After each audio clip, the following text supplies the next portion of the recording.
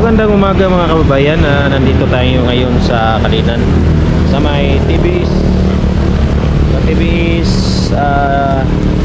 since kung saan mag-inquire tayo ng clutch lining kasi yung ating yung ating tuk-tuk ay napakahina ng pumatak sa hatakan papuntang bundok. So kanina naobserbahan ko, grabe, primera, napakahina talagang takbo mga kababayan, mga 20 km/h. So kinonsulta ko kay brother LG, mekaniko naman yun. Sabi niya baka kuya, baka sira niyan, diferensya yung clutch lining. So ngayon mag-inquire tayo rito sa TBS kung saan dito ako kumuha ng unit. So ito yung unit ko mga kababayan. Yan, mahina na masyadong humatak sa bukid.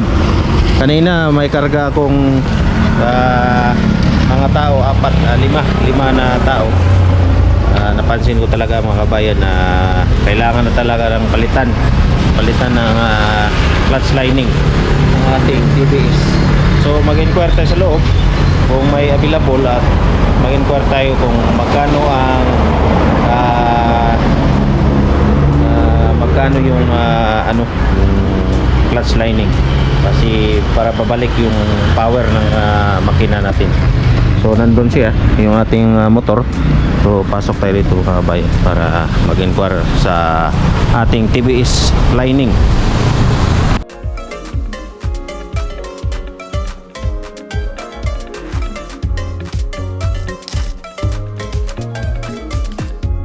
Il brother LG at si Krishna Saniban. Anong nangyari brother? Ang lakas ng takbo. Nangyari brother? Ulan? Saan kayo galing? Walang ulan. Wala. Galing kayo na God? Galing kayo sa sa Uyanggurin? Si brother. Christian vlog. Ha? Christian vlog. Christian vlog. Ay. Saan gyapon? Christian vlog. Christian. Shout out Christian vlog. Kuan mekaniko ni Kani? Mekaniko ni brother. Mo brother. Ano mo man? 1 million followers gyapon ni. Nagtamang. Sa 67,000 followers. sa Facebook. Okay na kayo? Apil-apil sa Facebook, YouTube. Sabi ay Christian vlog. Yeah. Shout out brother. Vlog Christian. Danan ko sila brother LG at si Krishna Saniban. Nandito ako ngayon sa Krishna. Christian. Si CMG Motor Parts and Accessories. Kung namoy mga guba diya nga mga motor nga wa pa naguba, gubaan nyo o dalhan nyo rin kay Christian Motor Parts o kay brother LG. Pwede po siya mo ayo. Namay gubang nga cellphone, dala po sa kuha. Oh, gubaan nyo mga cellphone pangpukpok. Yan mga kabayan, kita natin si brother LG. Mga kababayan, dito ako sa TBS. Inquire sana tayo ng parts, kaso yung parts man wala rito, hindi available. So gawin natin mga kabayan, doon na lang tayo sa labas ng ibang shop. Mag-inquire tayo kung magkano ang TBS lining, kasi walang available ito. Available man pero walang salesman. So dito pala ako nagkuha ng aking TBS King, yung sasakyan ko. So maraming mga rito, mga TBS. So yung sira ng aking sasakyan, yung clutch lining. So kailangan na natin ng palitan kasi 4 na taon na yung lining natin mga kabayan. So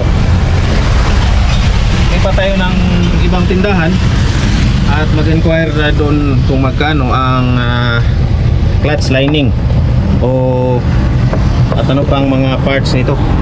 Kasi sabi ni brother, palitan daw niyang isang seat ng lining para mabalik yung power ng aking motorsiklo. So tara, samahan niyo ako, maghanap tayo or mag-canvas tayo kung magkano yung clutch lining ng aking TBS King para hindi na tayo mahirapan magpunta doon sa bundok at saka sa ibang mga lugar dito sa ating area. Baga araw-araw ko kasi itong ginagamit mga kababayan, itong aking TBS King sa aking hanap buhay at sa pamasada, magpunta doon sa aking mama, punta sa bundok. So grabe na to yung serbisyo ng aking sasakyan. So 4 na taon, mag-4 na taon ngayong December at patatapos na yung aking monthly due nito. So malapit na mga kababayan, malapit na po yung sakripisyo ko na 4 na taon. So pagka December tapos na yung aking monthly due na 6,800.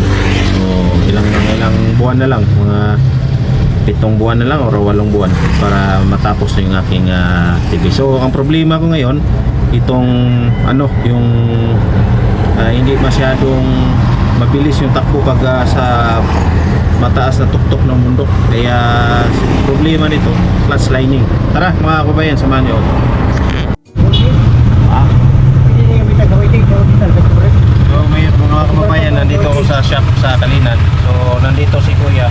Mekaniko pa yan? Mekaniko? Hindi lang. Ha? Hindi ro. So magkano yung genuine parts ng 1680? Ang replacement na itag 500. Pero mas gwapo original lo. Napoy genuine nga medyo baba sa TBS.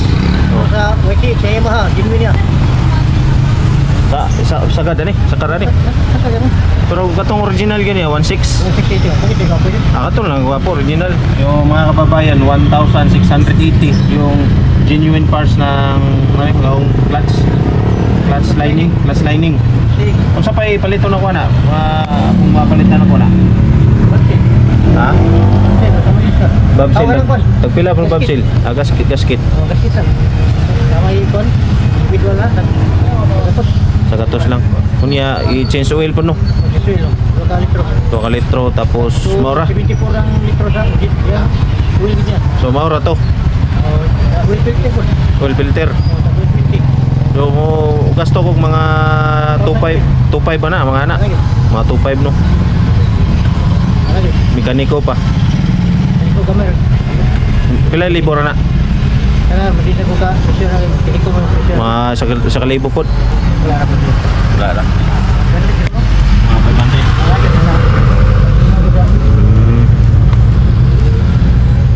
500. So yan mga kababayan, bali budget lang tayo ng 2,500 para mapalitan yung clutch lining. So dito tayo sa shop ng Asian Motorcycle Center. Yun. So may available genuine 1,680. So inquire lang ako kuya, na canvas lang ko kay para ang budget pabalik budget. Oo. Salamat ya. Salamat. So yan mga kababayan, na tayo uwi na ng mental takunan para sa susunod na siguro na araw mag-ipon muna tayo ng 2,500 para sa oil sa nag-vlog yan. Nag-vlog ko ya. Shout out ya. Shout out sa imo dia, sa imong pamilya. Ano pangalan mo ya? Jeffrey Gomez. Oo.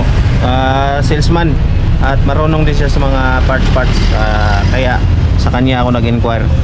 So nandito ako sa Kalinan. Si Brother Iliji lang yung patirahin ko siguro nito. Si marunong din yun, mekaniko din yun. So yan mga kababayan, uwi muna tayo sa bahay. Yung mga kababayan, klarong-klaro po yung mag-apo rito sa bandang Tugbok, Barangay Tugbok, Barangay Los Amigos, Tugbok District, Davao City. Pauwi na ako mga kababayan, papunta ako ng terminal para ano pa tayo, mag-turno kasi medyo maaga pa. So tara mga kabayan, samahan nyo naman ako sa aking biyahe.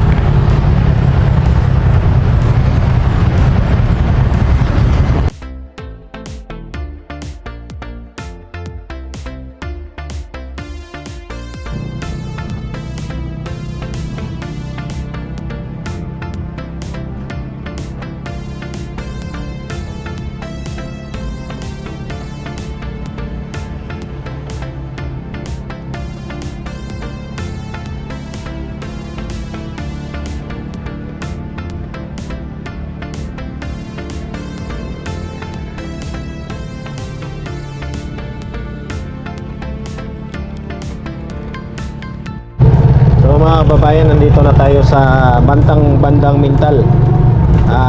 Dumating na tayo rito sa ating area na kung saan tayo naghahanap buhay. So medyo traffic kasi hapon na. Marami na So yun mga kababayan, nandito na tayo sa terminal kung saan galing tayo sa Ikawian. At pinatid ko yung aking iyanan at nagkasalubong kami ni Brother Illegit doon sa bukid. So mga kababayan, yung clutch lining nagkanpas na tayo. Siguro abuti ng 3,000 pesos. Wala pa yung labor ng mekaniko. So kailangan natin mag-ipon mga kababayan. Tayo ay makapili ng clutch lining. At marami pa kasi nga papalit ng mga pisa. So nandito tayo sa terminal para magturno, para maghanap buhay tayo mga kababayan. So ito yung aking terminal. Maraming salamat. So maraming salamat sa inyong panunood mga kababayan. At shout out sa aking mga solid subscriber dyan. Sila Ma'am Merla, si Ma'am Redemption, sila Ma'am Luz, sila Ma'am Jocelyn, sino pa ba yun? Sila Ariola, yung mga kababayan dyan, yung mga brothers ko, brothers, si LG, si Ralph at saka si Mang Ilik, yung Kuya Winston ko dyan sa Middle East, at yung ating mga relatives. So maraming salamat sa inyong panonood at suporta sa Averilla Vloggers, at God bless po sa lahat. Ingat po kayo. Bye bye.